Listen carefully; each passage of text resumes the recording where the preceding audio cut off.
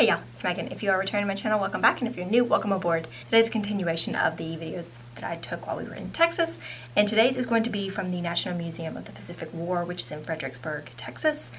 And I thought that was a little weird that it was like the Museum of the Pacific War. Why is it there? My sister told me about it and said it was really good, and I'm thinking Pacific War, Texas, those are not the same place. And it's actually because Admiral Nimitz, for whom the Nimitz class of carriers is named, he was from Fredericksburg, so they have a whole section dedicated to him, and then there is like 55,000 square feet of museum, and then there's a separate section. I'll try to insert a picture of the map here.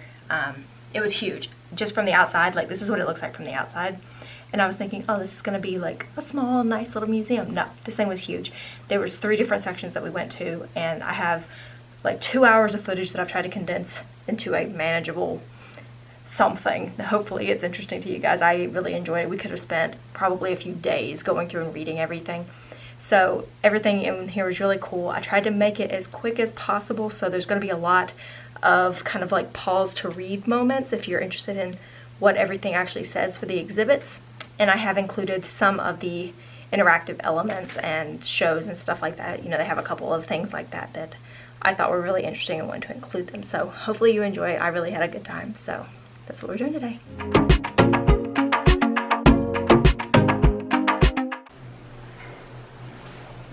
Let's see what the anchor deck looks like. Oh wow, it actually, oh, there's a plane.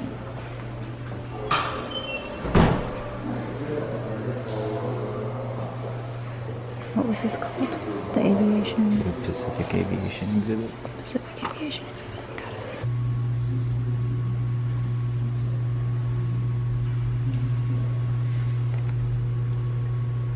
So you could carry a couple of these things, or one torpedo, and that. What is this? I'm guessing this is a torpedo. Oh, this is like the inside of the torpedo.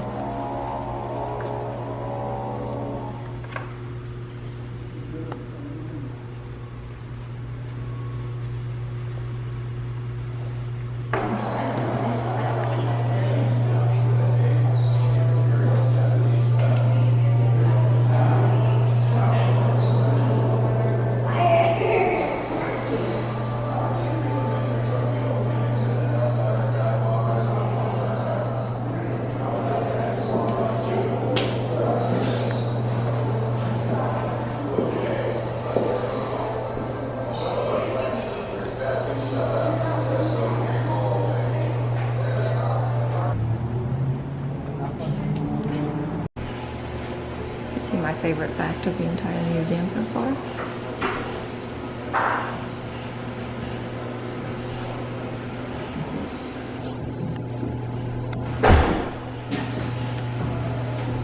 Walt designed the mosquito.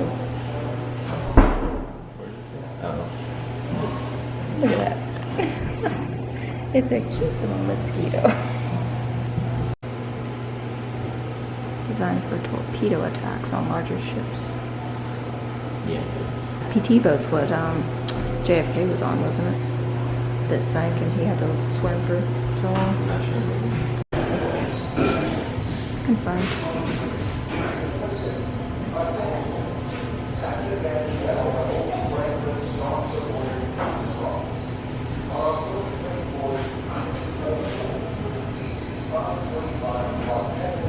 How did you become a hero? It was involuntary. They sank my boat.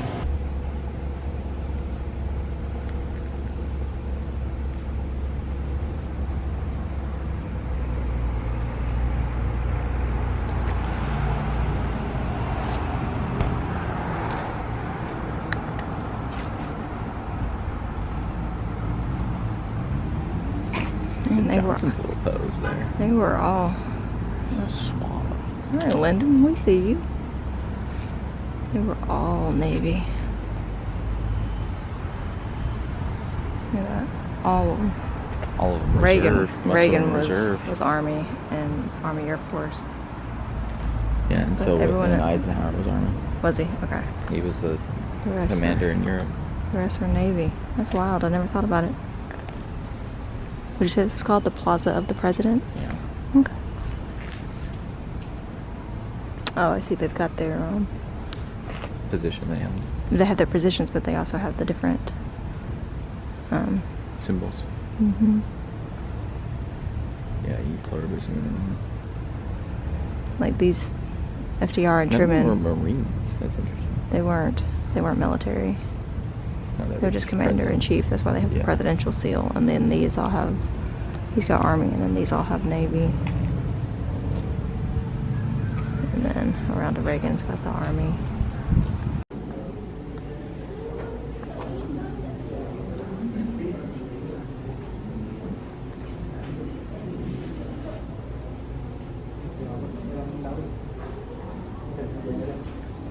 Hey, popping in real quick because I left a good bit of this section in here, and that is the HA-19 midget sub from Pearl Harbor, and I lived across the street from Pearl Harbor. So I left a lot of this in there just because it was super interesting to me. Hopefully you also find it interesting. Just wanted to mention why there's kind of a lot of this one particular thing in there.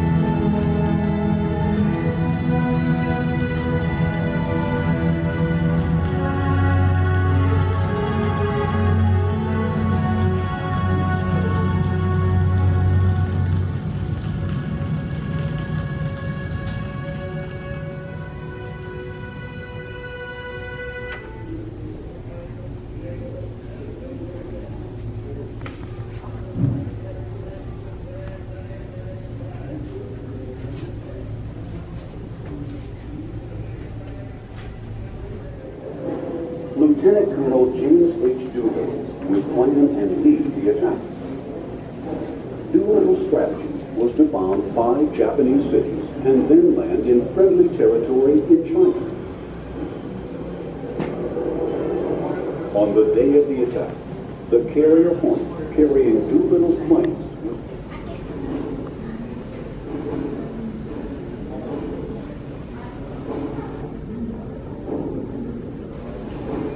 Summer 1942. From Rabaul, the Japanese base in the South Pacific, Japanese construction units are building an airstrip. Once completed, planes taking off from Guadalcanal airstrip can attack the critical ocean supply line between the U.S. and Australia. 7 August 1942. 11,000 men of the 1st Marine Division land unopposed on Guadalcanal. 8 August. Japanese construction troops scatter into the jungle. The Marines easily capture the airstrip and rename it Henderson Field. 9 August. Allied warships that escape the attack, along with the supply transports, depart the Solomon Islands. temporarily conceding control of the seas around Guadalcanal to the Japanese. The Marines ashore are stranded without supplies or reinforcement. Any plane that crashes or breaks down is salvaged for parts and gas to keep the rest going.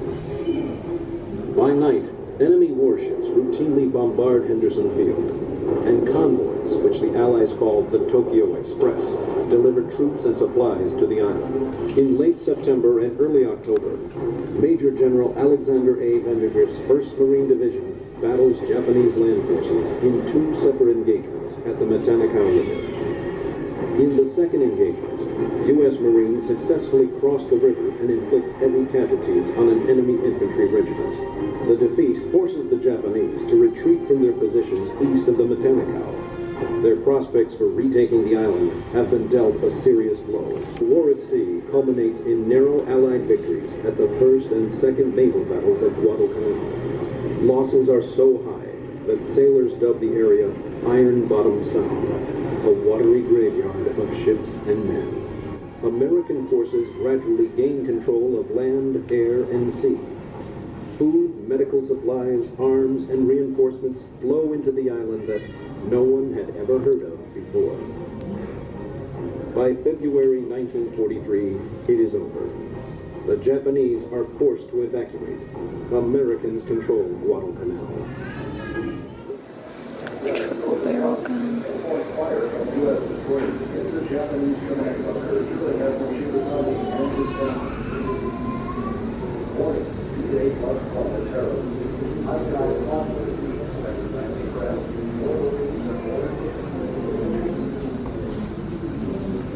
England's strategy. They do not fight to the death on the beaches. Instead, they fire from bunkers, move through tunnels, disappear, and reappear. By 20 September, the 1st Marine Regiment alone has suffered 1,700 casualties. Peleliu becomes a dirty, desperate, savage battle. The airfield located near the south end of Peleliu falls in a few days, while the Japanese still defend a looming, trackless spine of hills and caves, running north and south, called Amazgrovo. At Amazgrovo, Marines encounter sinkholes, impossible terrain, and heat well over 100 degrees. Enemy soldiers in a honeycomb of caves and crevices, and from the heights above, fire at will on the Marines. On one jagged snarl of high ground, aptly named Bloody Rebels Ridge, the savage struggle moves back and forth. Hills are taken, lost, then retaken. The fight for Peleliu takes on the name Operation Stair.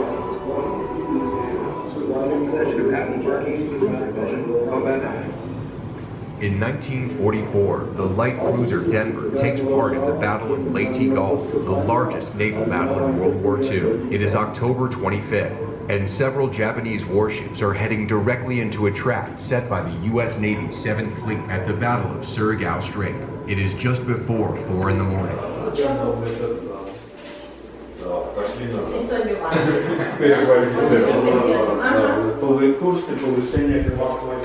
Submariner's bunk. Cozy. Some of them used empty torpedo skids after the torpedoes were fired. See? Bunking and torpedo storage. That, you want to sleep on top of a torpedo? You can't even sleep on a bed that's too soft. Float plane. The Admiral's barge.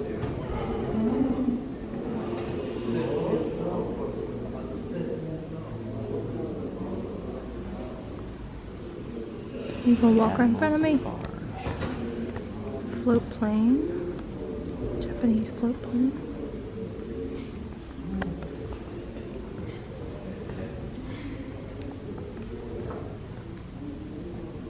It goes through. Yeah, this is just like a little side thing. excursion. Got it. Side quest. Unlocked. On their long-range run. The Air Force needs an airfield closer to mainland Japan for P-51 fighter planes to escort long-range bombers, and they need an emergency landing strip for B-29s damaged from attacks on Japanese cities. Iwo Jima sits just 650 miles from Tokyo. Its airfields can provide the logistical solution to the Air Force's needs. For 2 months prior to the planned invasion, Allied planes bombed Meaghan. Naval ships bombarded the island for 3 days straight. Then on 19 February 1945, an amphibious force of 30,000 Marines converges on Iwo Jima. But as the 4th and 5th Marine Divisions in the first wave surge onto the island's black sand beaches, they are met with a murderous crossfire. Yet, 2 days later, Marines seize the island's high ground. A photo of Old Glory, now atop Iwo's Mount Suribachi, electrifies America. But the bloody struggle has just begun.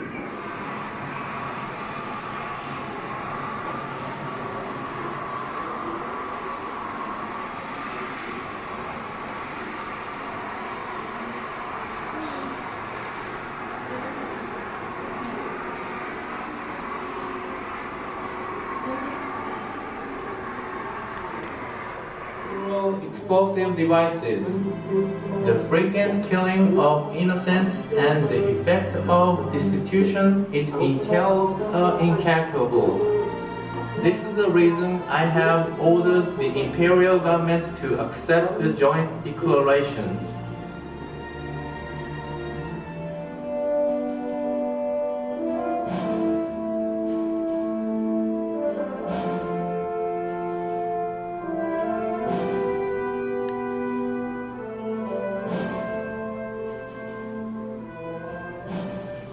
I now invite the representatives of the Emperor of Japan and the Japanese government and the Japanese Imperial General Headquarters to sign the instrument of surrender at the places indicated.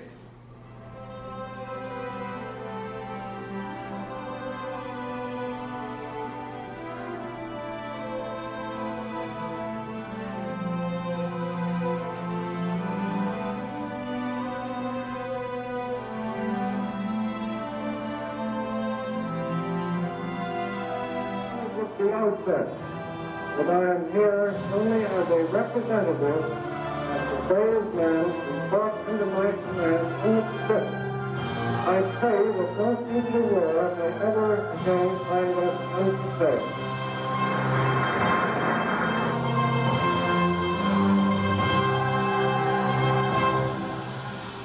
So that is it for today, guys. I hope you enjoyed. Like I said, I had a really good time at this museum.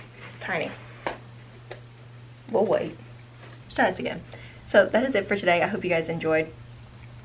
And like I said, I had a really good time at this museum.